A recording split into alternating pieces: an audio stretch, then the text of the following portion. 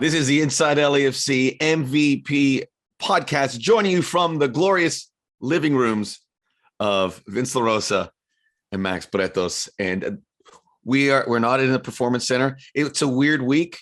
You were at the stadium. I should tell people I got to call the game, as many of you probably heard, although the stadium was packed. I think all the LAC fans that could get there got there, and it got more full as the game wore on, especially the north end. It was like, and then boom, at the end, it was just packed. It was beautiful, beautiful to see. But in order to call this game, I go to the Vistaplex, Mediaplex. Vistaplex. It makes it sound so much nicer. In Fort Lauderdale. So I flew there and I flew back in about a 30-hour span, which is not a good habit, but I'm getting used to it. Please don't get used to it. I don't know how you do it. I'll tell you the big problem with it. Go for it. Swelling of the joints and leg and areas because you're sitting in a chair. So I got. So does that mean you need less or more sodium? What can help you out? I should check on that because it's so I would wear my feet when I get off the plane were a lot bigger than they normally are, and my ankles. I'm like, ugh. So I started wearing compression socks, which alleviated that. But you pull the compression socks all the way up to below your knee, so all the fluids, instead of going to my feet, where do you think they went? Right in that knee. Yes. Yeah. You can now predict the weather with your knee, right? I'm like, what? It's like I woke up. Like, where did that come from? So no more compression socks. So lots of water, lots of small print reading, so my eyes get tired, so I get sleep on the plane. The book that you lent me, which I'm about halfway through. Yeah, it's a fun book. Meet me in the bathroom. Meet me in the bathroom. The New York City rock and roll scene in the early 2000s.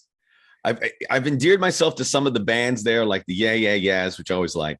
I loved LCD Sound System, but that James Murphy sounds like a real rascal. Everyone in the book said there's no heroes in that book. Well, I mean, you hear some of their stories and you do it, but James Murphy was a real SOB. I love that book. It's for all. It's a good book. I'm really enjoying it. Yeah, that haven't seen it or heard about it. Again, it's about like the Strokes, the Yeah Yeahs, LCD Sound System, Interpol, all those New York bands, and it's all word of mouth. So it's oral history. It's all directly from these people, which makes it fun. It's like it's a very different read, which is I'm surprised how I'm ripping through it. If you've never read another book in a similar vein, Please Kill Me, which is about the New York scene, but the punk scene when the Ramones were around, New York Dolls, that kind of stuff, it's in that vein. So that's if you need another book after that, Max, I do have Please Kill Me, and you can check that one out. It's a great book. So small print books, lots of water. And when you board a flight, as I do from Miami, they have these Cuban cafes, Versailles or La Carreta. You get like some heavy food, like a papa rellena or an empanada. You eat a couple of those. So that's the system. It's no medication.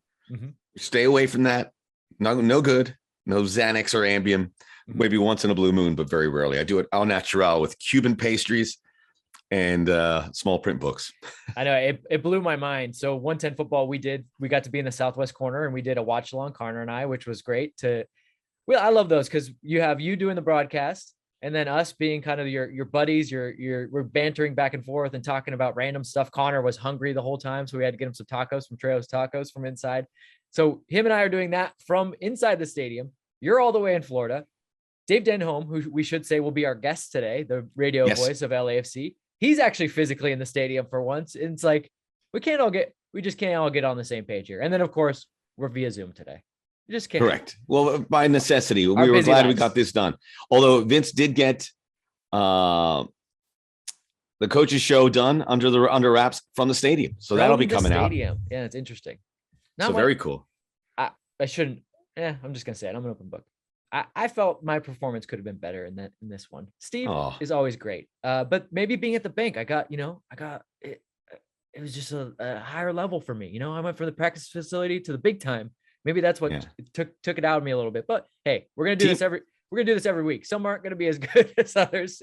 My own performance. But Steve is always gracious. I could honestly one day I could just roll the cameras and just Steve and I hanging out talking, like no theme. And he would totally get through it. And he's great. Yes. By the way, Team Security Paul took an unsolicited photo and sent it to me of you and Steve doing the show, which was a little creepy. That was another aspect of it. Paul was mad dogging me the entire time. And he makes me nervous because he's got a lot of power, man. That stare he gives you. Yes. which is like, anyway. It's tough love. He always takes very good care love. of us, but at the same time, I'm terrified of him. And by the way, and that's the way he likes it. Yes, that's why he's been so successful at his job, and he's worked with all these franchises within Los Angeles for so long. We talk about coaches and Steve Cherundolo, and you like him because his guard down. His guard is so way down. He's like he's an open book with regards to telling you his vision, anything, which is part of the premise of the Coaches Show, where you have you can ask him stuff and you'll get a real answer. And I don't think I've really encountered anything quite like that through the years. Some guys have been down, but this is a really refreshing. And the fact that he's getting results makes it even more incredible as a back and forth.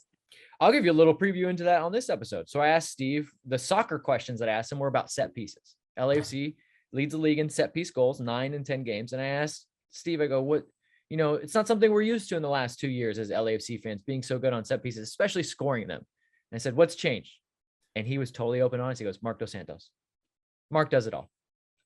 He's like, maybe it's so good because I don't have any say really in how he's like, I want us to train it 1 to 2 times a week, which is more than most teams do. He's like, but more than anything, Marc Dos Santos schemes it.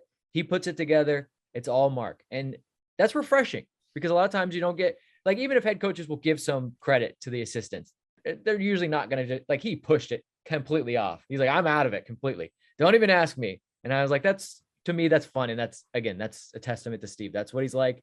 That's the vibe now. LAFC, it's very collaborative. It's always been very collaborative, but even more so, it just really feels that way. So check out In Touch with Steve Cherundolo and the collaborative affair. And you feel it when you're there.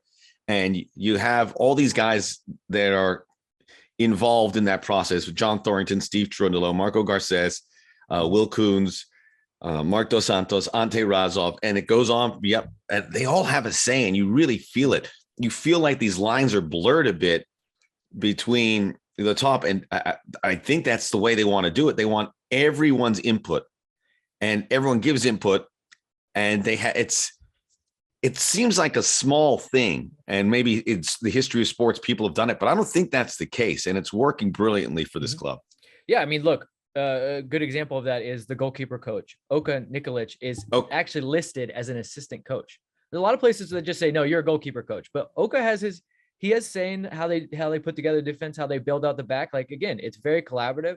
And I want to speak for us. Like look, Max and I don't have anything to do with the actual sporting side of it, but those guys do come to us and say, hey, you guys are part of this. What you guys do is important to us. And I don't know if you've had that very many places. I'm obviously a little fresher to this game, but I've always felt like it is important, and we like to pump ourselves up and say that it's important, but to actually have the guys that are really doing the work come up to you and say, no, we appreciate what you do. And it's not just them. It's guys like Ilya Sanchez that say it too. It means something. It makes you feel a little bit like you actually are making a difference. I think you meant Oka Nikolov. You said Oka Nikolic. What were you thinking? You were thinking of a different player, probably. I was. Why did I have Nikolic in my head? Welcome to my world. I know. Yeah. How many names do you think you and I have to keep in our head at any given time? And just to openly reference it. Max I have so many examples of that. Yeah. Max and I did not come into the show thinking we were going to talk about goalkeeper coaches. Oka is great though. I do love Oka. Very good guy. And he had some good tie-ins to a lot of players before they came in here. And that all plays into it. So it's fantastic. Let's talk about some of the games. We're going to talk a little Philadelphia. I mean, because it's kind of in a rearview mirror, but it was just taken back there. That was a huge event. It was a thrill to be part of it, as we talked a lot about before it. Folks on the East Coast upset because it kicked off at 11 o'clock Eastern time, which tells you that this is a game that a lot of people were interested in and people were watching it. So it was great for me because we had it on the local broadcast. Our local broadcast, because it was a home game, goes on the ESPN Plus platform, which is where the national audience can find it. So there was a lot of ballyhoo about a game like this, which you don't really hear that often outside of these big rivalry games, because this is, again, very organic. Best in the West, best in the East, which in any sport carries clout.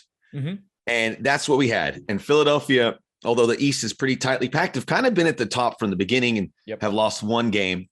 So you could see that on the night. I mean, it's always an event at Bank of California Stadium, but these two teams arrived feeling like this was we are the best the league has to offer, and we are going to do battle. Mm-hmm. It popped off. It was intense, physical, and it was good to the last drop. So, some people like throw around, and it's impossible to say, hey, this is going to be an MLS Cup rematch because the playoffs are a different playoffs are a crapshoot. But it could be. And if it is, I don't think anyone's going to complain nationally. This would be a game that carries a lot of weight. Philadelphia has been good for a good time. They do it the right way. They have good players everywhere. And from Ernst Tanner to Jim Curtin, this is, they lost some people to FC Cincinnati, and that club's gotten better. So it's all trickled down from this club. We need a ruling class, so to speak, and we kind of have an idea of Seattle. I like to put LAFC down there, but they didn't make the playoffs, so we kind of have to take a step back for now, although they've alleviated that. New York City FC is pushing up there, and I like to put Philadelphia and Toronto, these clubs. We need that because that is what in a sport that's very localized, that's something that will get people excited about nationally. Yeah, an MLS Cup where two teams are actually very codified in who they are. We haven't really had one of those long time because, look, and you and I both agree, Seattle's one of the top MLS teams of all time, probably one of the best expansion teams of all time, especially after their CCL victory. But they're very much like they'll go with the flow. That's the way they play. That's how they've been so successful. Obviously, the last MLS Cup, NYCFC was a team that knew exactly the way they want to play. But Portland is like, no, we're just going to break you down. It's anti-football, even at home, which is kind of a bummer. But I think if you were to get an MLS Cup final with LAFC and Philly, and we saw it in this game, two teams that said, we're not going to give an inch in the style that we play. We're going to play exactly the way we play. We know who we are. We know what our strengths are. We also know what our weaknesses are and where you can exploit us. We'll deal with that a little bit tactically, but we're going to go right at it. And we talk a little bit about this with Dave. It's just like, I watched that game, and I think anyone from the neutral to the high level tactical nerd can watch that game and go, that lived up to the hype, because it looked and felt like a European night of two teams just saying, this is the best we've got. Let's go for it. And playing at that hour, I would look, LAFC fans, I talk to them all the time. They go, why are we playing this game at 12:30? Why are we playing this game on a Friday? And I go, look, this is for the national media. Those 12:30 games is because that's the window for TUDN and Univision to show MLS, because afterwards it's all Liga MX. So that's it. Mm-hmm. And we've got to gravitate towards that, because that's a big partner, and it's LAFC on that network, which they love. They love to get LAFC as often as possible. And then you have the FS1 windows, which they fall into it. You have to go. This one was like a West Coast window. So the fans who come to the games are benefiting from that, because it's not being altered by any means. So just for the fans who are listening, when you see these weird hours, and that's because it caters to a national broadcast, which we need. Mm-hmm. But when it's this, there's a lot of Sunday games. This was a Saturday night game, which is, that is the chef's kiss of pure gold for sports. LAFC fans. Yes. Yeah. I mean, Bank always brings it, no matter what the time window. However, an 8:00 kickoff on a Saturday is just a little bit more special. It just takes it over the top just a little bit more. So yes, that was it. I think it lived up to everything. And Max and I are not going to apologize for the fact that there are time zones in the United States. Everyone complaining to me, like, would Manchester United play Manchester City at 11 p.m. local time? No, but how many time zones are there in the United Kingdom? One. Yeah. What do you want me to do about that? I think they should kick the tires on that. Just Manchester Derby at 11 o'clock at night, Eastern time. When the Madrid Derby goes on, because Spain is used to doing things pretty late, doesn't it normally kick off at 9 p.m.? Yeah. They got to have their dinner, their siesta, and then football. Yeah, come on. Be a little more bohemian. Come on. The cultural elements of this sport make me just ecstatic. I love it. I love how it's different. I love how you watch a German game that if it says 7 a.m., it's kicking off at 7:00. Yep. And then the way everyone plays, it's one of the real draws to me. I mean, even you go down to South America, the Boca River games are always in the afternoon. Yeah. That's totally different. We would be like in England, they'd be like, wait, why aren't we doing this at night? But Boca River, they love it, bathed in that beautiful Argentine sunshine. Yeah. Like that's what they like it. And that's just cultural.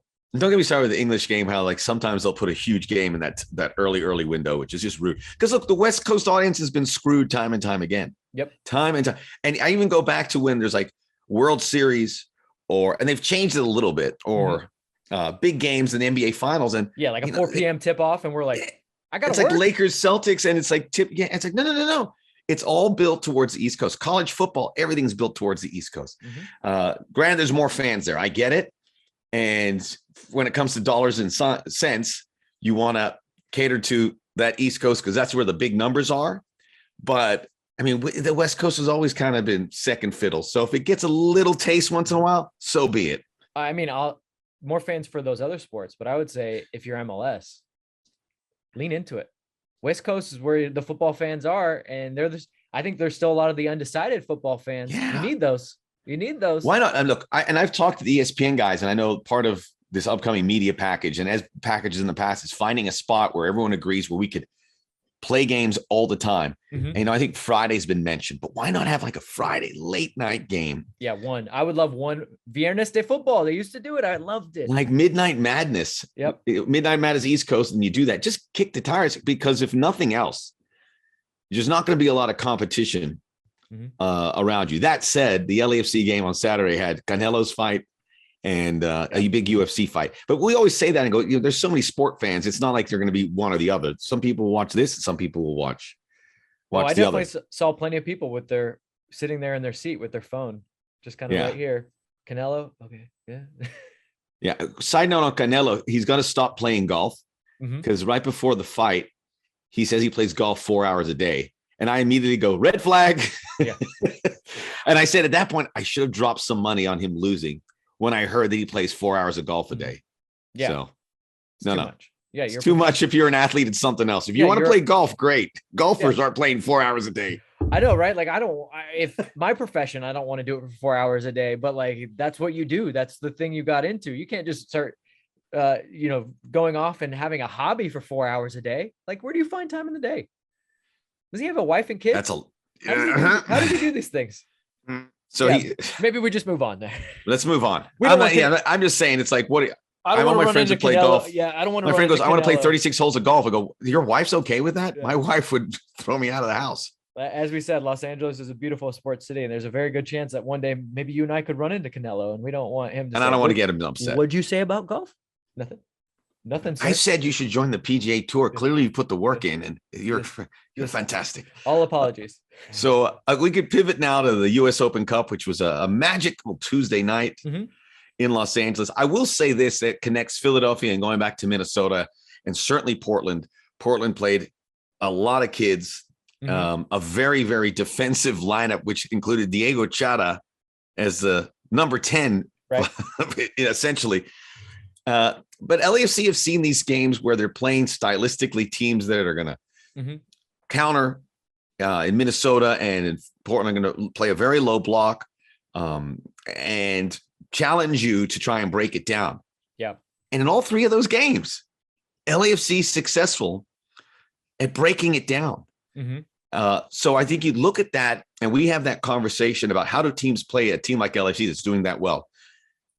There's food for thought now about thinking, we can do this. This will keep the game close, but it's not getting results. Right. It's not. So there's a team in that gray area.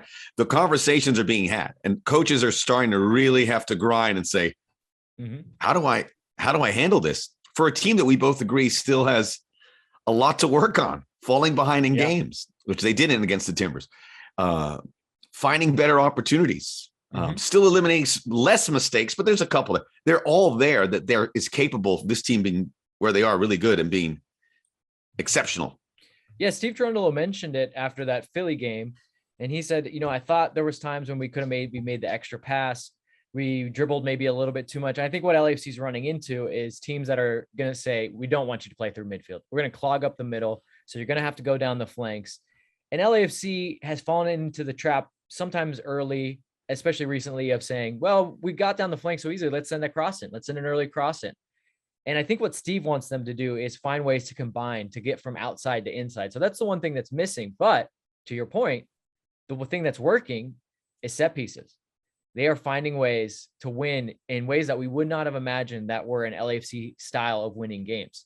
And if you're a team that says, okay, we're going to sit back, we're going to clog up passing lanes, we're going to block shots, and As a result, we're probably going to give up, some fouls, some set piece fouls in bad spots, but we're also going to give up a lot of corners, and we're okay with that.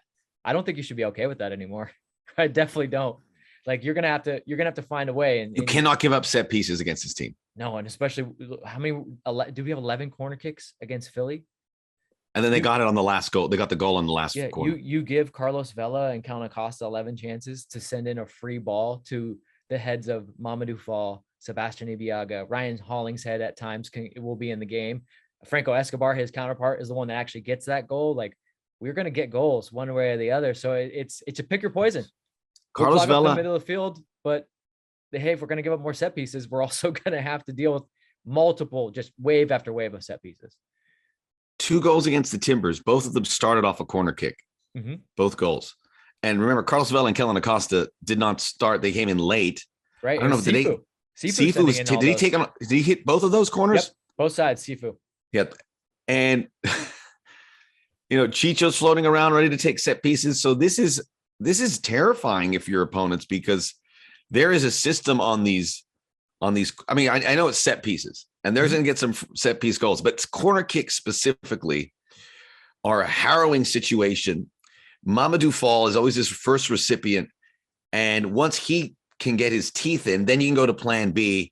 Ibiaga and Arango are flying in to address some of these crosses. More goals could have come of it. Teams are it's not just the goals, it's the close calls. Well, and Mamadou showed against Portland, he can do it in different ways, right? We always talk about Air Senegal. Mamadou can jump out of the building, head a bullet header, but the first goal is him being composed in the second phase and realizing, okay, it's not on. Let's pull it out for a second here. And then he finds that window. By the way, off his left foot.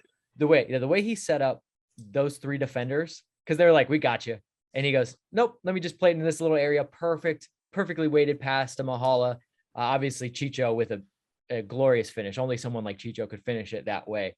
And then the other one is a little scramble, and Mamadou finishes again. So he can do it all these different ways. And yeah, to your point, it's like they're specifically coming from corners, but not always headers, and not always the first phase. Like, it's just do not give LAFC the chance to get the bigs forward and to compress you into that small area. I will say the one thing that Portland did do well early in the game was their biggest chance came off a corner, clearing a corner out, and they went 2v1. But Steve Cherundolo right after that was up out of his seat and rearranged the way the rest defense was. And then from there, whenever Portland tried to break out of a corner, didn't have it. They had 3 guys back. Let's talk about Mamadou Fall, and we've been singing his praises. Now he still has to refine his defending. Yep, we know that, and that's something that you grow into. You're not born a good defender. You've got to really develop that in these formative years, which is where he's in right now. And I know I said he could play some right back, but he's really a center back. I'm going to say that. But where he got an advanced role here, he looked like and reminded me with the passing, Paul Pogba. Yeah. There was these balls. He's got those long legs, and he's got that kind of smooth style about him. Complete control of his body, too, where he could do so much with his entire frame. Mm-hmm. And the ball that he put through for Mahala on the first goal, obviously the positioning on the second goal, we know that clubs are going to be tracking him. And I would imagine we go to the Performance Center, we're going to see people from big clubs there taking a close look if that hasn't happened already. This is an opportunity where you have a generational type talent. Now, again, the defending has to be refined, although he has made improvements there already. Mm-hmm. But we always say, what is he going to do? And when I say I think I sent a tweet. He goes, we talked on LAFC 360 on 110 football. Check it out. He's going to have a show-stopping moment, but he has a moment every game, or 2 moments every game.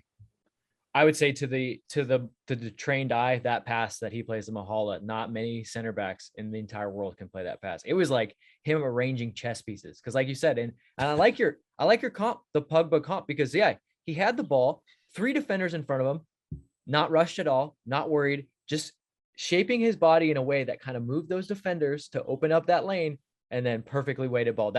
You're right. That's a very Paul Pogba-esque. He was so far up, but there's moments too where he's in the back of the midfield. And he's like, all right. And he goes, boop. And he hits this 30-yard ball and catches. One time it was Franco Escobar late, or another player just on the money. Yeah. So He's got a lot in the toolbox.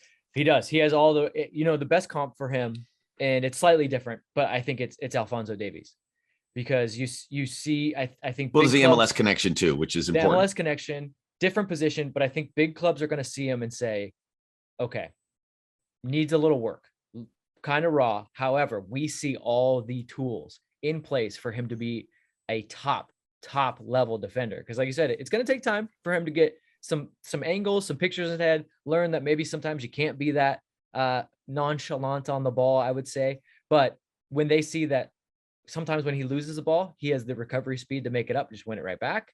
Obviously his incredible ability to aerially. And then now we're seeing him play balls with his feet, and it's all the tools are there. They're going to look at him and just go, man, if we could just get him into this setup, get him with some extra training, really dial down with him. And man, he's a gamer. Like, he wants this. Some guys you see and they're like, yeah, no, I want to go to Europe. You can tell he's not fazed by anything.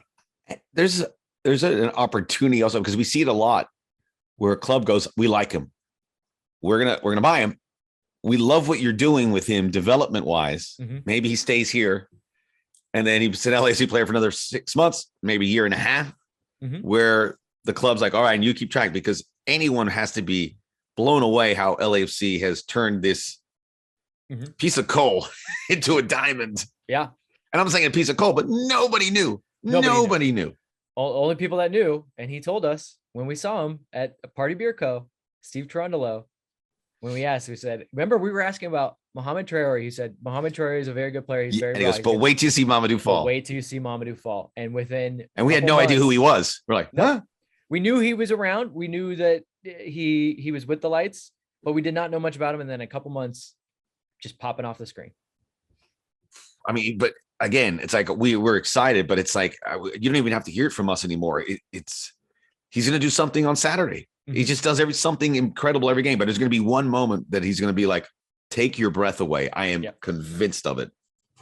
Yeah, he's head and shoulders. Like I can you think of another player? And it's not all about this. However, when you see the raw tools athletically, can you think of a player as athletic as Mamadou Fall in this league? Fast. But the athleticism is a different level. It's a different level. Effortlessly jumps 3 feet, 4 feet in the air. And it's not just about that, obviously. And I know we get a little complex here in the United States where it's like, you just want fast players. And no. However, if they happen to be fast and tall and can jump very high, it helps. It definitely helps. Mamadou has the requisite tools as soccer ability. I think his soccer brain is getting there. However, if you then can put on top of it the head and shoulders better than the rest of the league in terms of recovery speed, jumping ability, all the other stuff, strength, why wouldn't you want that player? Unbelievable. So let's obviously a good effort by a lot of players on this game. And I love the fact that Carlos Vela, Kellen Acosta, and these guys came in late to get some minutes, because everyone wants to be part of everything, right? Yeah. Everyone wants to, and Franco Escobar getting more minutes. Chiqui Palacios has become an Iron Man in this league, although he did come out late. Incredibly consistent, though. Man, incredibly consistent. Putting in performance after performance. Combining with different players all the time in front of him. Yeah. Yeah, it's a lot to love. I think, when we talk about Open Cup and midweek, it's like you have this checklist, right? Because you do want to win, and LAFC wants to win this competition. They've made that known with the lineups that they're putting out, with how much they always want to host games. But you also have to be somewhat cognizant of everything that's going on. And so I think Steve probably goes like, if in a perfect world, I have a checklist of how this game is going to go. And I think the Orange County game went to a T, how he would have wanted it, except for maybe that last goal. Because I'm sure he would have wanted a clean sheet for John McCarthy. This game puts out a slightly different lineup. He brings in Maxime Crepeau, a couple guys that hadn't started. Elias Sanchez got his first bit of action. And I think he would have been saying, okay, I know Portland. I know the way they play. We're going to need the first goal. And then we're going to need the second goal that's going to make it kind of put us a little bit of breathing room. We know they're going to give a last minute push, but it can't be 1-0 at that moment. It's got to be 2. So they get the first goal. They get the second goal within the first 15 minutes of the second half.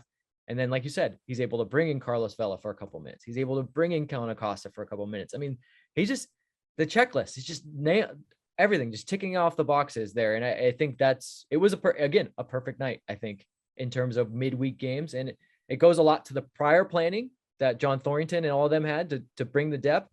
But Steve's in-game management and just the way he's dealing with these personalities, I don't know if you had any thoughts on it, but I thought it was great to see Ilie Sanchez wearing the captain's armband.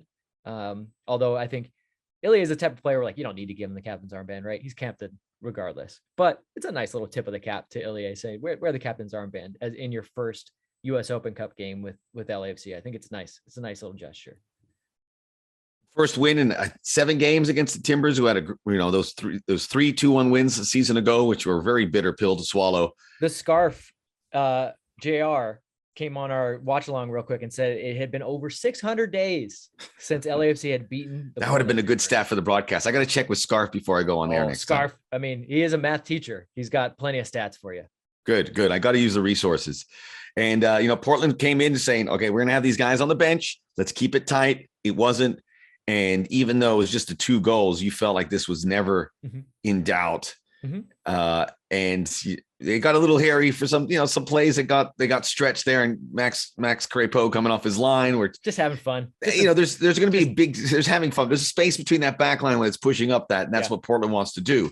But it was, I think it was an undressing in many ways, where Portland's going to be like, we're not in that stratosphere right now. We have a long way to go to not only beat that team, but to compete with them. And I think a lot of other clubs are kind of in the same boat. I think Minnesota's probably saying a similar thing after the game with that. And this is a testament for what LAFC has done. So it's a good win and a very cathartic win for a lot of reasons. The fans love it. They don't like Portland. This is a legit rivalry, which we'll talk a little bit more about in the Dave Denholm segment. Dave's got a lot of takes on Portland, and I love it. It really is legit. And by the way, I want to give great credit to Jimmy Lopez and Richard Roscoe and Pat Avila. They sent an email internally going, here's the people coming out. And it's the same, these A-listers, like we always complained. We're always concerned when these VIPs and influencers and recognizable people come to Bank of California Stadium. They come once and they're like, oh, it was great. And you never see them again. Well, the risk you take. The folks that are coming out, Owen Wilson, the System of a Down guys, Dave Phoenix has been there all the time.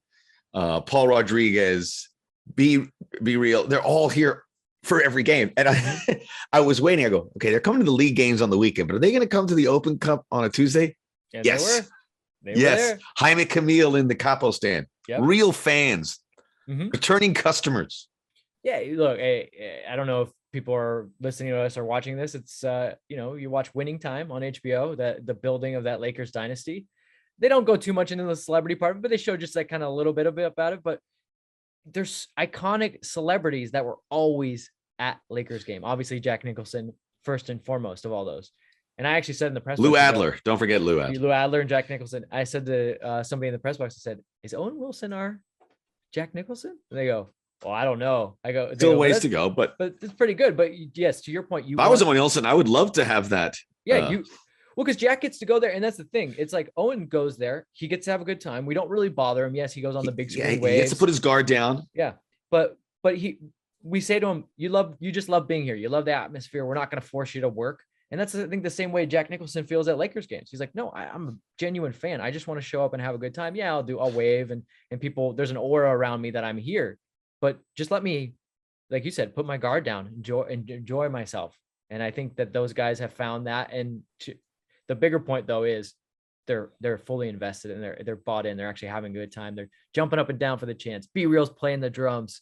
They're Jaime Camille in the capo stand. Look, I've spent just a little bit of time with away fans jumping up and down and singing the songs. It's not easy. So I can only imagine what it's like to be dropped in that capo stand. You know what that's like. It's a workout. It's something. And you smell like smoke, which is good. Yeah. You come home and your wife says, you smoke some cigarettes? I got a perfectly good explanation for this. Yeah. Couple heaters. Yeah. What about the booze? I got a perfectly good explanation for that too. Yeah. You smell like smoke and booze. And you're like, would you believe me if I told you it wasn't me? It wasn't. Bear with me. So a really good win for LAFC. They've had 2 home games in the U.S. Open Cup, which is it's a nice feature. It's you don't know what's going to happen. They draw that out of a hopper, and LAFC got a home game. They could probably get another home game. I would sense the law of averages wouldn't allow that, but that's a big benefit because Portland had to come from New York straight to LA for this game. That's the way it is. So LAFC now have had some good fortune. They'll head to the round of 16, which will be either May 24th, May 25th, Tuesday or Wednesday. I looked at the schedule, and LAFC plays Saturday and Saturday, which Tuesday makes sense, but some of the potential opponents, I would think it might be on a Wednesday, I think. So we'll see. We'll know. The draw is Thursday night. Mm-hmm. And we're recording this Wednesday. There's games Wednesday night, so we'll determine. There's Seattle with the pods. Seattle plays San Jose. That could be an opponent. The Galaxy versus California United, was it? Yes. That could be an opponent. Yeah, and little tip of the cap there. I would point out to your point about looking at the schedule. If they do play midweek, the 24th or 25th, and they are thinking about that game, the following game on the weekend. After that, though, 2-week break. So you can really set yourself up nice. Yeah, put yourself into the quarterfinals. I think Connor said that on our LFC 360 show. Put everything you got into Open Cup. 5-6 games for a trophy gets you into CCL. And I think the way it's 3 wins, you're in a final. Yeah, I think the way it's setting up, put everything into it, knowing that, yes, you got another game on the back end of that weekend, but then 2 weeks off. And LAFC has the depth to pull it off. And I think it's glaringly apparent how important this is to both the club and the fan base. Could we get like 3 CONCACAF Champions League bids if we win the Supporter Shield and the Open Cup? Right? We play ourselves in the... JT calls him up and goes, look, I built a team that I could have 2 teams. Maybe we have LAFC A and B. We got A and B. And maybe if we win MLS Cup and we'll LAFC A, B, and C, we'll have a media team there, which will just get run over by America or Monterrey. If LAFC wins, basically, as you said, some of the bids, like 2 or 3 of the bids that normally would go to CCL, instead of just giving it to the next team, let's let LAFC pick the team. Or let them bid for our bid. Yeah, well, no, who's got some gam? John Thornton, you got a week to decide, but in that meantime, it's all about the discussions that you're having with the GMs of rival teams. And John's like, my phone is the line is open. Call me. Guys. Ring. Yeah. Should we, before we bring in Dave, do you want to address the proverbial elephant in the room for LA? Oh, the Athletic report. Yeah. Giorgio Chiellini, I guess we have to. It's very reputable. Everyone's reporting it, and they're not saying it's a rumor. They're saying there was an offer. People are very much want to talk about it, and I think Vince and I are very meticulous. And I work for the club, and Vince is attached to the club. We don't stir it around. We let things work their way out, and then we talk about it when it's official. This one's interesting, but I've heard a lot of people how. Yeah, initially I'll go, it doesn't make a lot of sense because he's 37. It's a short term. He's going to want a lot of money. However, they're not going to offer DP. Mm-hmm. The money that was reported is pretty, for a guy like that, is beyond fair. Mm-hmm. It fits. And it's not a guy that you're going to throw in the deep end and demand a lot of minutes. Mm-hmm. This is a platoon guy where you can play in certain spots, who can cover if there's injuries, which there are now, if there is an opportunity or an international situation where some of these guys are going to be gone for some stretch, as a stopgap, which is certainly below what Giorgio Chiellini is, but is also at his age, and it would seem like an intriguing opportunity. We've talked about the players and how they love coming here. And this is a destination. I would imagine for Chiellini, once he gets here of it or he did a tour, he'd be like, I'm down. Yeah. Max and I, we never try to deceive you guys. So believe us when we tell you this. And what Max said is, we actually don't pry too much into it. I'm not interested. I really am not. It's just, it's a game. It's a losing proposition, especially when you're within a club. So for us, it's better to keep our relationships clean. And yes, do we know some things that you guys don't know? Usually less than 24 hours before it happens, though. So this is very much not by choice. Yes. We could get into this information, but doesn't benefit us. This is very much not a thing that is anywhere close. It is as reported that there's ongoing talks, and I believe Stan Setchko and Paul Tenorio always have pretty good information. But I agree with you, Max. My hot take on Giorgio Chiellini was I was initially against it because this rumor's been floating around. This is not new to all of us. I think some people are finally getting word of it because it seems like it's becoming a little bit more of a real thing. But it's been floating around. And initially, some people asked me about it because I am an Italian Azzurri fan as well as a Juventus fan. And so Giorgio Chiellini is very close, near and dear to my heart, especially the way he plays, his passion for the game. And by all accounts, he's that classic grizzled Italian defender, but the nicest man off the field. Yeah, you see him with at the where was he? Where he was laughing? It was at the Euro Cup final, and yes, before the penalties, hugging everybody. Yeah, Jordi Alba's like, "Don't touch me." He's like, "Nah, come on, this is great." That was the semi. He's like, "Get your hands off." But that's who he is. He's just this teddy bear, although not really. Maybe it's part of cover because he is a killer as well, and that's why he's been so successful. Right. Yeah, it's part of it. So my take on it was initially I said, and people reached out to me, I said, I don't think it makes a lot of sense. There's so many center backs for LAFC, and maybe there's other positions that they could fortify in. And this was before the season, right? Now, 10 games in, more data points. I've totally changed my tune. I think Giorgio Chiellini is perfect only for a team like LAFC. I know the other team rumored is Vancouver. Just not going to work for Vancouver, because if you got to count on a guy like Giorgio Chiellini, by the way, Vancouver plays on turf.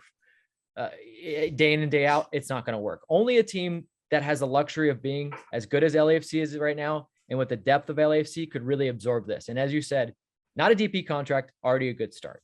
What he's going to possibly make is much less than what he would have made in Italy, but he's still very good. And a lot of people are saying, well, he's old. We need a faster center back. Hey, guess what? Speed has never been a part of Giorgio Chiellini's game. He reads games. He's a master of what they would call the Italian dark arts of defending. He's an elite defender of a kind of an old school generation that you don't see much anymore. So if you can bring him into LAFC, and when he would show up would be, let's say, July. There's about 18 games left in July. If he plays in 9 of those 18 games, starts, let's say, 4, and then is ready and firing for the MLS Cup playoffs, can you imagine Giorgio Chiellini coming off the bench with 30 minutes to go, 1-0 up, in an MLS Cup final? Like, just the sheer, I can't even imagine. Like, it's not even a luxury. It's just beyond comparison. So I think I've come around on it. Also, there's the other effects of it, right? His ability to coach up a Mamadou Fall, and not just Mamadou Fall. And remember, Mamadou Fall, his idol now is Paolo Maldini, so he's watching the Italian greats as defenders. And I think Chiellini is a guy you could put in that category. Yeah, everyone from that group, just Chiellini being in that group. And again, back to his personality, from everything we've heard. One, Giorgio speaks English, so he's already going to go right into that dressing room and be able to communicate with a lot of guys. He's the type of guy, as we saw in the Juventus All or Nothing, talking with Weston McKennie. He tries to relate to younger players. Who visited Bank of California Stadium this season. California Stadium. And he tries to relate to younger players. He can also play in a back 3. Some of his best years are in a back 3. Played in a back 4 in the Euros. Like, there's a lot to like about this if the numbers work. And I would say that John Thornton has never done anything that has put LAFC over a barrel in terms of contract. Why not? That to me is why this makes sense, because LAFC has never done anything like this. Why would they do it? John Thornton knows something, that it would work. And this is the guy, he's seen the veteran element here benefit this club. And we've always talked to people, why don't they sign Antoine Griezmann? I go, they're not going to sign Antoine Griezmann. Why are they going to sign this guy? They're not going to sign Cristiano Ronaldo. No, but this one, when it came out, I go, this is not like LAFC unless it's in their terms. And it is. And that's what gives me pause about the whole thing, and start stirring things internally that it could be a really cool move. And the marketability factor, and more than anything, the fact that Alessandro Del Piero will probably come and see his fellow Juventus player to the stadium and hang out with you, Vince. That's probably top of the list. And I get to go eat at his restaurant and not pay for the bill. That's what I'm thinking. If there's a podcast in our future with me, you, Giorgio Chiellini, and Alessandro Del Piero, I'll retire. I'll be done. Where am I going to go from there? Where am I going to go from there? But you've said it. You nailed it. John Thornton has never done anything that he hasn't already told you he would do. They have been adamant that they would not bring in older players just to bring in superstar players, with the caveat, if it was the right opportunity and it fit the club and what they needed, they would strike quickly and do what they have to do. So this kind of fits in that vein. And I think even beyond that, you say Giorgio Chiellini has numerous connections to Europe. And if he comes in and he trains with Mamadou Fall and then calls back to Italy and goes, hey, Juventus, this guy is the real deal. Do not miss this opportunity, or whoever. Giorgio, I think they're going to take Giorgio's word for it. And also, he just seems like the type of guy different than some of those other guys that have come late in their careers. Giorgio strikes me as very much like Del Piero. I wouldn't be surprised if if he did come to MLS, wherever he goes, and then lives in the United States for the next 10 years. I think he just wants a new challenge. He's lived in Italy his entire life. He does speak English. I think he just wants something different. But he wants it on his terms, and because he wants that experience, not because he just wants to say, one last payday. Brilliant. We're going to have one of our 2019 1.5 hour pods. So I probably should. Dave's waiting. So we should probably get to him here at some point. But good stuff. This is the Inside LAFC Max and Vince podcast. Colorado, LAFC Saturday, as LAFC looks to continue to go in that. But right now, the radio voice of LAFC, the man who has a lot of interesting things to say about the Portland Timbers, Dave Denholm, joins us next. We're back here on Inside LAFC, the Max and Vince podcast. We're going a step above getting players these days, and we're going to one of the most popular men in the LAFC universe, who's in very good spirits these days, Dave Denholm. I can't believe we're with the three of us, because I lean back to the last 2 years, it was hard to cover this team, and we found ways to do it, and no one did a better job than Dave recreating an LAFC Galaxy game by himself during COVID, and people still talk about that, Dave. So thank you. But now it's the good stuff. How about? I mean, how enjoyable has it been these last few games? Yeah, it's been great. Certainly it's a great start to the season. It's always fun to be at the bank with fans, back in full force. Certainly as around the rest of the league as well, and it's just such an uplifting place to be when you're calling a game, or certainly if you're playing. I would imagine the same thing. The players always talk about the fans, but also for the fans themselves. It's a great atmosphere. I've covered every LA team, literally been associated with them in some form of the broadcast of every Los Angeles professional team and USC and UCLA. There's nothing like it. I mean, I'm not saying that the Dodgers and Lakers, of course, are immensely popular and always will be, and that's fantastic. It's great to go to Dodger Stadium, but nothing like going to the bank and watching LAFC. And just a little follow up before Vince jumps in here. And I want to tell you why Dave is so great, because even when things weren't going well, and now things are going well, he presents it in a way where the fans are captivated, where fans are going to tune in, because it is, broadcast suicide if you come on here and you're like, oh, well, why are you going to watch this? This is terrible football. You always find a way to accentuate the positive. Dave does that, and you've got to make a great broadcast. And we're very lucky to have him in our LAFC family. Well, thank you. I mean, to be fair, for the most part, it's an easy thing to broadcast for the most part, right? I mean, we've had our bumps along the way occasionally, but they've given us plenty to work with. Well, these first 5 seasons or 4+ seasons. I also learned that from Seth, who used to work for Seth Burton of our public relations, who worked for the Clippers. And he goes, look, man, there's going to be times, and we've had very few of those, but there are going to be times where you're going to have to talk about this team, and things are going great. My job, I spent years, even when I was doing sports talk radio, one of my jobs was I was the Clippers pre and post game host with Seth at the Clippers. That's how we met, with Seth Burton. Try doing a post-game Clipper talk when they're 17-55 late in the year, it just still did it, and just still did it. Not fun. That's when you really earn your keep as a broadcaster. Let me tell you. So this is gravy here. The way LAFC plays, it's too much fun. Look, I've told you guys both this. I'll go around the stadium and people run into me, and it doesn't surprise me anymore. But it used to be, or it's still to this day, people will always say, I'm always thinking they're going to ask me, like, what's Carlos Vela like? What's Chicho like? And they're like, what's it like to work with Bredos and Denholm? Are they like the same people that they are, behind the mic? And I was like, yeah, like Dave's hashtag, I love football. Like Dave loves football. Dave will call me up and go, hey man, I don't know if you've watched any of like the Venezuelan league, but there's a left back out there that's, he's incredible. And I just wish maybe, I don't know, I'm just saying. And I'm like, Dave, that's just that it's you. And I love that about both of you guys. Like, you just love the sport. Max, I always comment, I go, how do you watch all these games? He goes, I'd watch as many games as I can, and then copious amounts of highlights, all extended, as many extended highlights as I can. So I will say, both of you, yes, you are very much the people that you appear to be as you are on camera and behind the microphone. And I don't know if that's good or bad, Dave. Yeah, I know. But it's a great time to be a football fan, right? With all the streaming and everything. Everybody talks about, it's all at your fingertips. Yeah, I got watching Serie A down in Brazil. You don't really see, even though everybody talks about how great the Brazilian league is. It is, by the way, very underrated. But most people don't see it, and now we can. So it's even things like that, and just certainly everybody's going to watch the Premier League or whatever, which, you know, is not even that high on my list, but I'd rather watch Serie A, you know, and just the Bundesliga, certainly the Premier League, all of it. And just, but you can catch a lot of things on the internet now, which is great to watch, you know, world football. Mm-hmm. And just to promote that, Paramount does a really nice job with their extended highlights.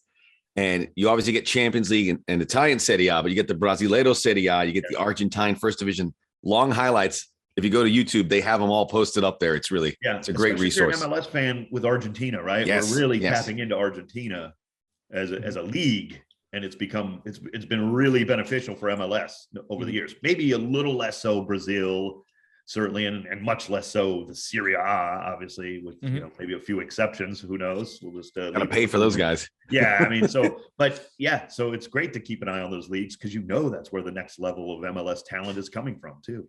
Don't worry, Max. I'll clip that. I'll send that to Paramount for you as your cover letter. I said I don't want to give it. I just said I'll give credit where credit's due. They did a nice job. Fair. Let's talk LAFC. Fans are screaming at us. I'm sure as Max and I always do. We fool around for a little bit in the beginning, and people are like, just get to the game. So why don't we start kind of in order? Let's start with Philadelphia. Come back from behind twice. Mahala gets a goal. Franco Escobar on the score sheet. Dave, what were your initial impressions of that match?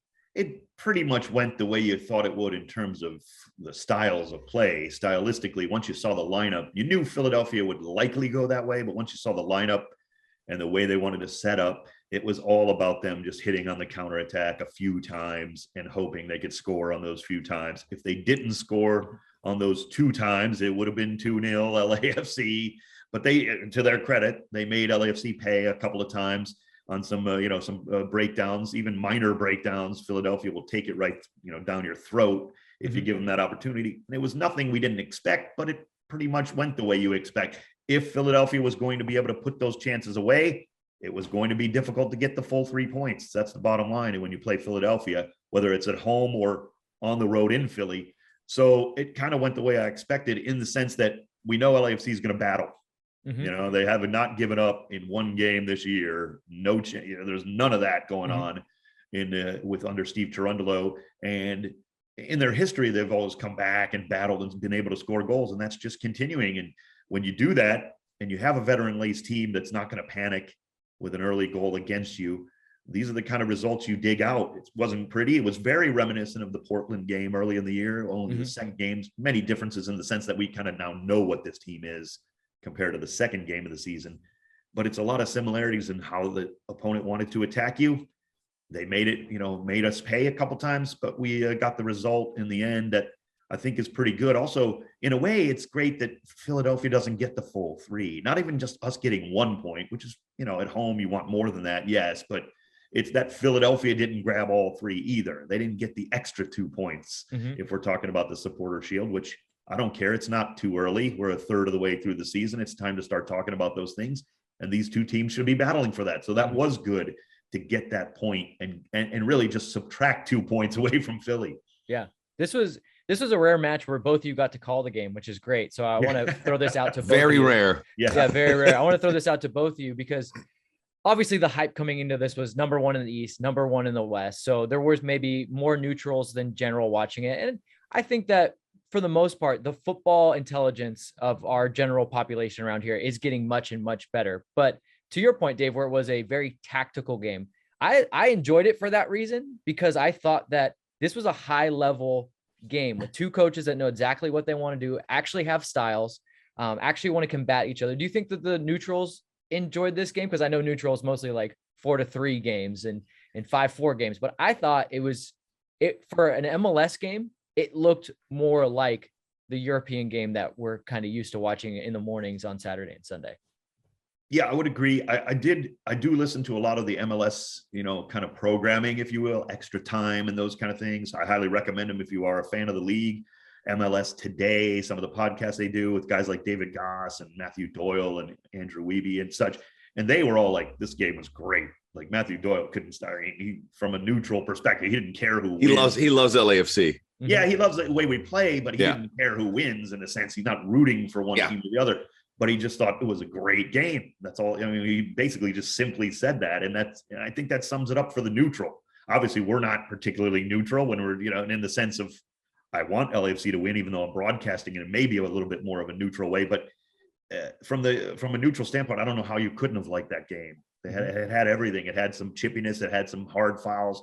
It had some very good football. It had some good inner working play, some great goals, scrappy goals, just trying to get results against another great team. Both teams respected each other. You could clearly see that. I think it was a great showcase for MLS. Now it happened to be at 11 o'clock Eastern. So a little bit of a quirk in the schedule there, but who cares? So, I think that's just the way it goes. There's time zones in this country. Nothing we can do about that.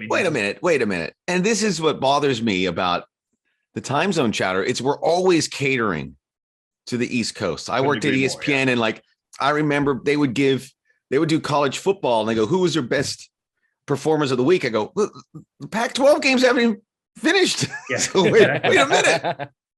That's the way it is. I mean, I think what we're talking about is an 8 o'clock. If it was a 7:30 kickoff, that's pretty normal. It was like a half hour. Yeah. So I kind of like the fact that we rattled the East Coasters. Maybe your fans in the West Coast, want to go do something on a Saturday first and then go to a game, And Dave, guess what I don't like to do? I don't like to wake up at 4 a.m. to watch a Premier League game. Thank you. I don't complain about it. Actually, I usually don't wake up. That's the ones I watch. Me neither. I don't really get up for them anymore. City, Arsenal, or I don't like that. Well, no, and for the East Coast, I'll say this. There is nothing like watching a game under the lights. And I know that all of you are going to complain but it was so beautiful aesthetically, in person and when it was put on camera, man, that's the way. Look, we all talk about it. It's funny. People can't pinpoint it until you tell them that, but you go, why do you love Champions League games so much? You're like, a lot of it, it's the look and the feel and the atmosphere. Guess what? All those games are played at night. I'll tell you, to your guys' point too, look, if 15 million soccer fans in this country want to start watching MLS regularly, if I'm being perfectly honest, we'll put the games on whenever you want, right? Fair. You want them at 4 a.m., MLS would do it. Well, guess what? You're not watching MLS that much. You don't have a say. I don't care what you think anymore, quite frankly. So if MLS wants to put this game at 8 p.m. for the people who are in the Pacific time zone, good. Yeah. Because if you're frankly, you Euro snobs, I'll use the words. I don't care. If you want to watch the Premier League but don't want to watch MLS, you don't have a say on when we play our games. Because you don't really care anyway. So there. I have this voting guide for governor of California, Dave, and I don't see your name on there, but if it was, you have my vote. Maybe I'll run for president of FIFA someday. I'm kidding. I will do that. Do it. You got my vote. Do we vote for MLS commissioner? Because if so, I'll tell you. I like that. Hey, we got something brewing here. I like how Dave doesn't mince words, and his message, this has been refined through the years about how we consume this sport, and it's important to view it through those lenses. I just want to answer your question about the Philadelphia and how it popped off visually when you were there. And then I watched the game when I came home and it popped off visually off the screen. And that's a testament to the stadium, the way it's built for broadcast, the way it's built for those attending, and how the 3252 obviously illuminates everything they do about it. But I just I think you walk away from that game. We know LAFC is ambitious and they play a beautiful way. And Philadelphia plays a little differently, but they have a style. But I like their ambition, and I like the idea. I mean, they nail it more often than not. Yeah, anything and that they do. Philly too is it's not a team that's parking the bus without talent or just parking the bus. It wasn't a parking of the bus. I'll disagree with Mamadou Fall, who after the game tweeted. Yeah, I agree. That's an easy expression to. Yeah, I tend to agree with you, Vince. This is a style they play, and they have talented players that can pull it off. They nailed it. They nailed it with Gazdag. They nailed it with Carranza. They got those kids that we didn't really see, McGlynn, Aronson, and who Sullivan. Didn't play against us in that game. The forward looks like he's the real deal. They know what they're doing. They have Kai Wagner. To me, Kai Wagner and Cheeky are the best two left backs because they hit it. It was a really good game. Short minutes against us, but that McGlynn kid too. Everybody talks about him.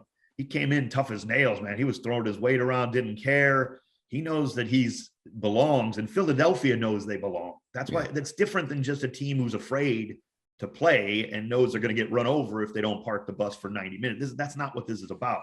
This is a team that's playing at a high level that has high level talent too. Yeah, if you're a player that's bought in, I mean, this is always the Atletico conversation with El Cholo, Diego Simeone. If you're bought into what Jim Curtin is saying, man, you love playing that style. You want to go out there, you want to get physical, you want to get dirty. Yes, there'll be some moments where you get scrappy goals or bigger goals, but like you said, those young guys, they buy in and they go, thanks, coach. I'm just going to run around out there like a pinball just make stuff happen. And I love it. It's funny because people say, well, you're not going to see a lot of 4-1 games, them winning. How many times does a 4-1 game happen anyway, even if you're trying to score a lot of goals? Right. I mean, that's not so. They're winning a lot of games 2-1. Guess what? They're winning a lot of games. I mean, it's just that's the whole point, right? Mm-hmm. I mean, you can't take anything away from New England last season winning the Supporter Shield 1-0 every game. Now, it doesn't work for 5 years straight necessarily. You do have to make adjustments, but Philadelphia's found something that's working, and it's being done at a high level. Again, that's the key. This is not a team that's just dragging the opponent down to them by any means. They just are. They're a very talented team too. I think we got. I mean, and we got the result, and they came in. They came in raising their game. You could see it because I called their Open Cup game, and you could see them. They lift. Maybe if Philadelphia goes down 1-0 and then 2-1, maybe they can't beat us in the sense. Maybe they wouldn't have got that second goal, but they played a perfect game, almost nearly perfect game, to get the goals and get the lead against us twice. That was the key, certainly. If LAFC found an early goal, maybe things change and they have to kind of open up a little bit, and maybe LAFC can even take advantage of that. But to their credit, again, they got a result. They're going to be, ironically, a little less happy than LAFC was at the end of the game, if you really look at it, which is kind of interesting being at home. But those are the kind of results you need in 34 games. This is not, I know we always look at it one game at a time, of course, but over the course of the season, you did not let Philadelphia get 2 more points than they could have gotten. And that's big. Okay, a quick follow-up, yes or no, Dave, because I know we want to move on to the next one. But Vince and I talked about this on LAFC 360 on 110 Football YouTube. When LAFC falls behind, we both say we know that they're going to have a response. When they fell behind 1-0, we knew they're going to respond. Even at 2-1 with less time, we were like pretty confident that they would, and they do. Yes. Is that same with you? Absolutely. I mean, they've played 12 games now with the Open Cup. I've never doubted for a moment that it doesn't matter if they fall behind. I mean, you don't want to, but yes, they will respond. Yeah, I mean, that's a perfect way to move us into Portland, because I commented at the end of that game. We'll kind of start with the end and we'll just jump around. I commented as they were kind of closing things out.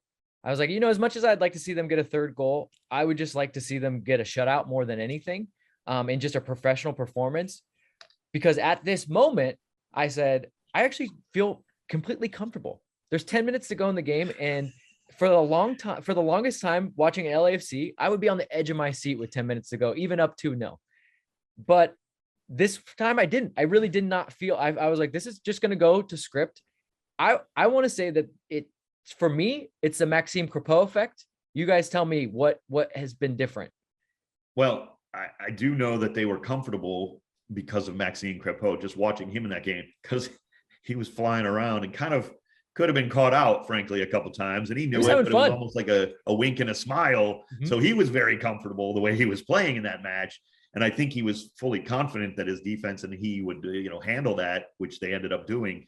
So I'm with you. I think it is that there's a comfort level. Like even he said it in the postgame. We interviewed him right afterwards on the pitch as our postgame interview on the radio. And he was like essentially saying the team is really gelling together defensively. That's just the bottom line. They're getting comfortable, even with the injuries they've had. It's not so much the 4 players.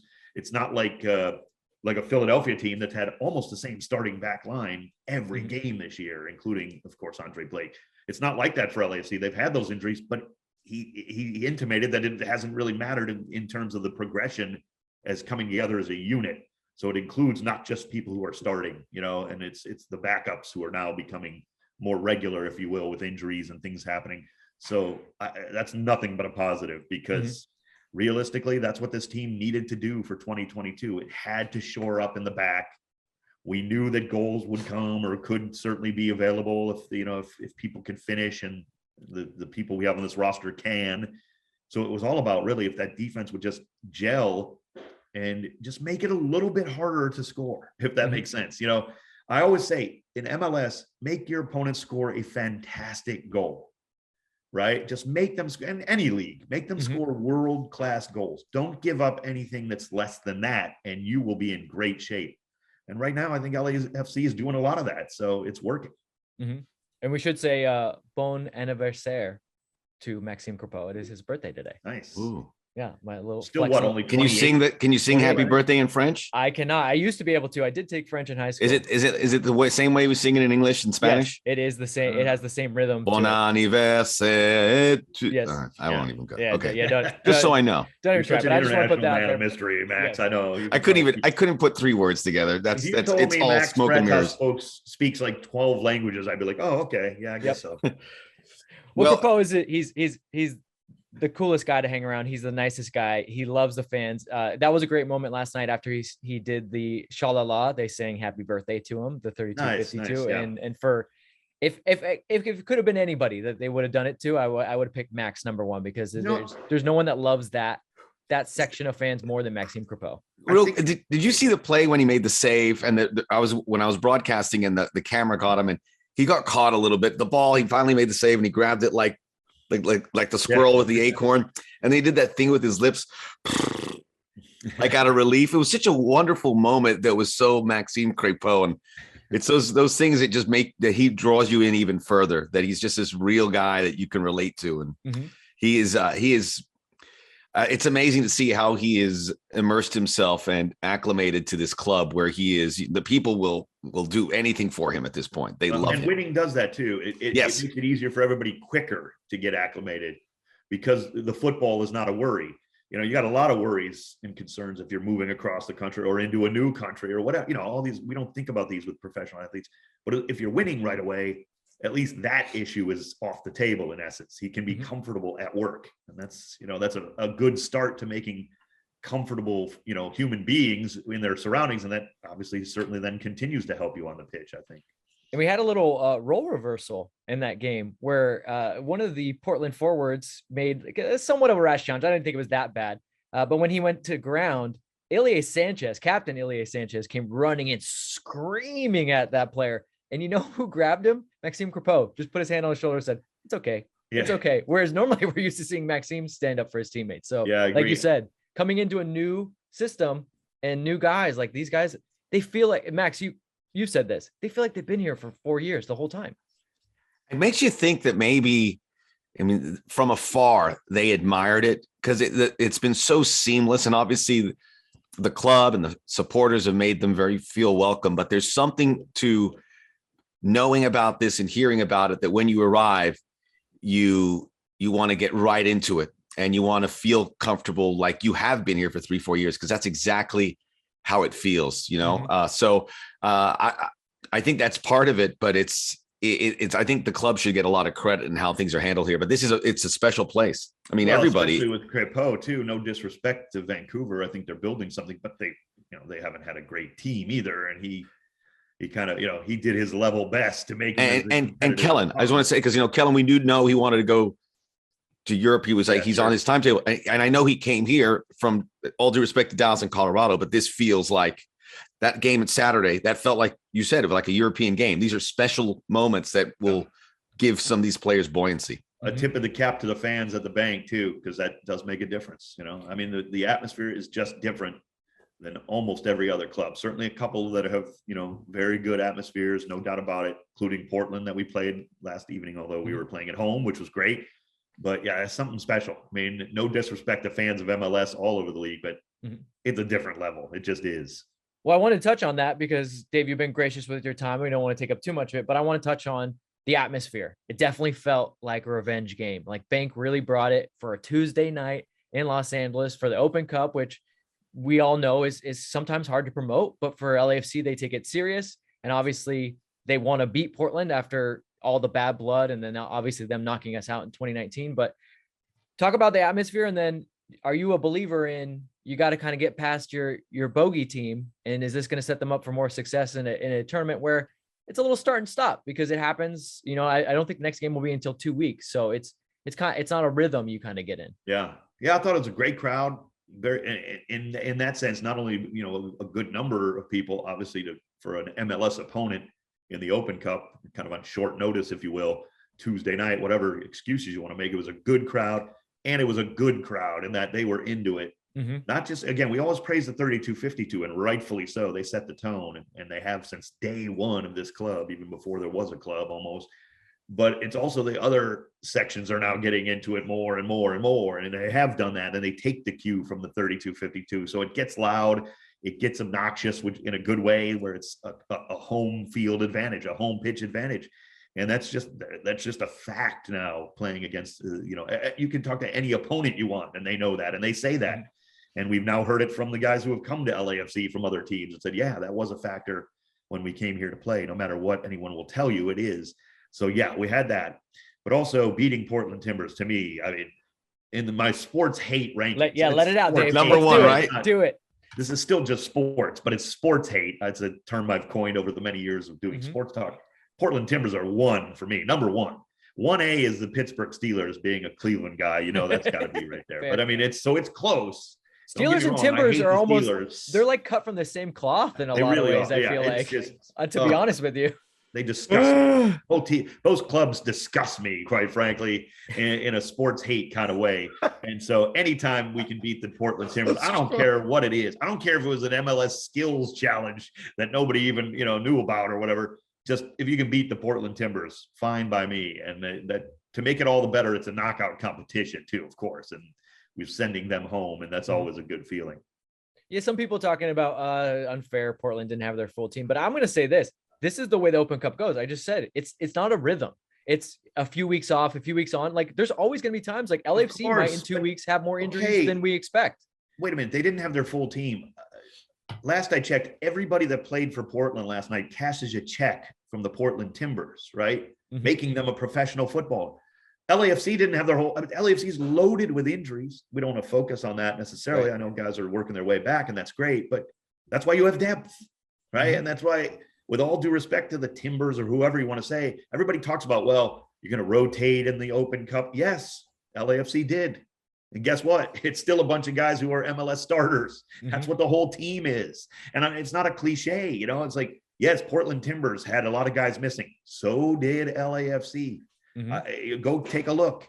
Unfortunately, our injury list is getting long, and that is a concern. But that's why you have depth. That's why you build a whole roster. Portland had to go get some guys from T2.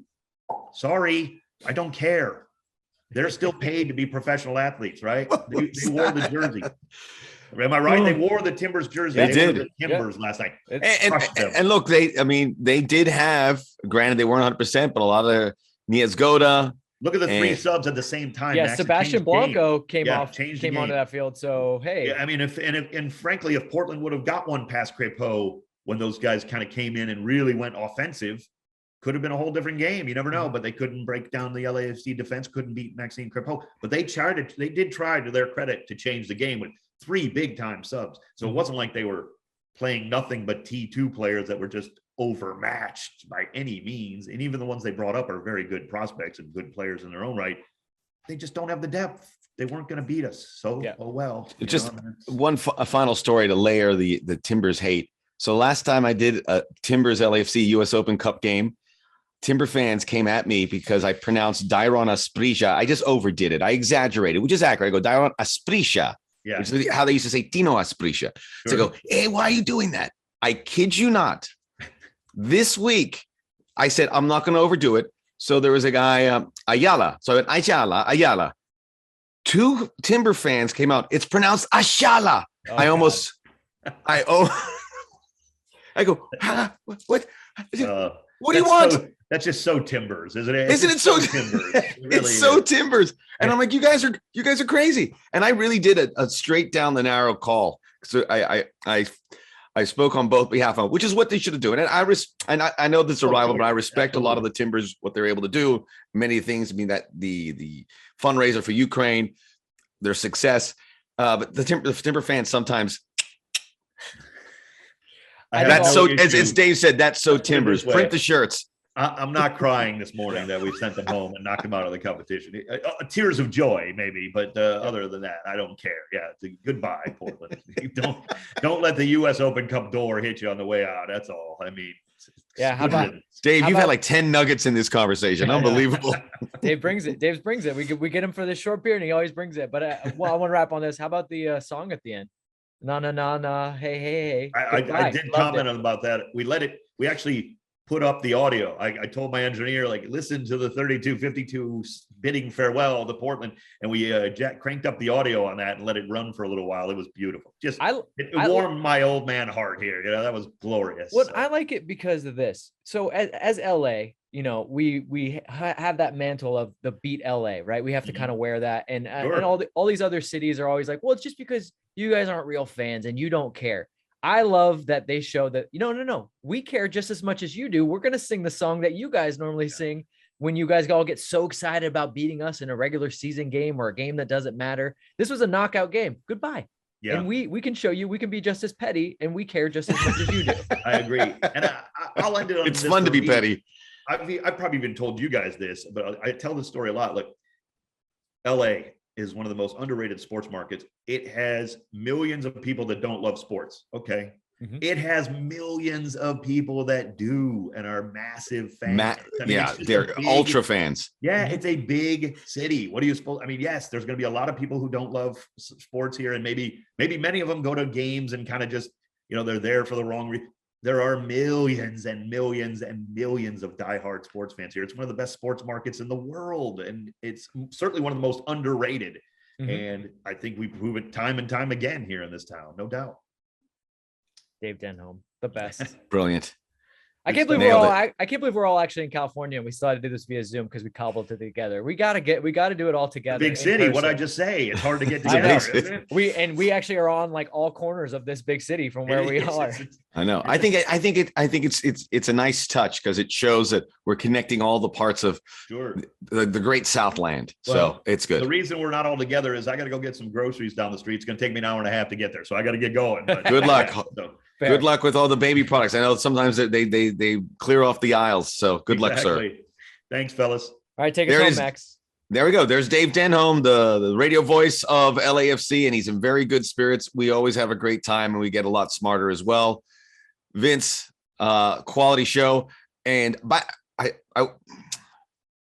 I'll bring it up later. But I'll just You just broke down the fourth wall. I know. Okay, I'll say the second segment first, so we're actually going to go back. Now you guys are like Back to the Future here. But go ahead. Okay, I want to say it now. Then I'll say it now, and I wanted Dave to hear it. But there was some people from the Timber side saying that this is not a rivalry, and I was like, before the game, I'm like, I understand it. I know you have your number one rivalry, but why would you not embrace that? And B, it is a rivalry because someone said it goes, someone was being overblown. It was from a few places that. This is, it's so nouveau. No, we're both new clubs in this. And we've had famous moments across the board. And the two fan bases don't like each other. You can't fake that. It's there. I mean, because it's not like that with the Timbers than it is with San Jose or the Sounders. It is Sounders are closing out, but the Timbers from the beginning. Yeah. And you heard Dave say it. I mean, we need rivalries. This is a legit rivalry. I photographically remember every Portland Timbers LAFC matchup. And Timbers had the upper hand, and now LAFC seem to get it. And that's why it's a rivalry, because both have stuck it to the other one over the years. It's authentic. It's on and off the field. And if you think that this is a manufactured rivalry, to your point, we're not really as big of a rival with San Jose. Don't you think we would have engineered a rivalry with someone different? Like, there's no reason for it to be completely LAFC organic. Portland. So if it is, and it feels this way, it has to be organic. Very well said. All right. This is Inside podcast on that. Wrap it up on that. No, the Inside LAFC Max and Vince podcast covering all of Los Angeles and some of Orange County, and LAFC fans everywhere. You're always welcome to check us out. Download, subscribe, tell a friend, and leave us a comment as we continue. We appreciate all the kind words, certainly for those at the stadium. LAFC traveled to Colorado on Saturday. LAFC at home to Austin, so we'll have a lot to cover for the next show, and we will talk to you then.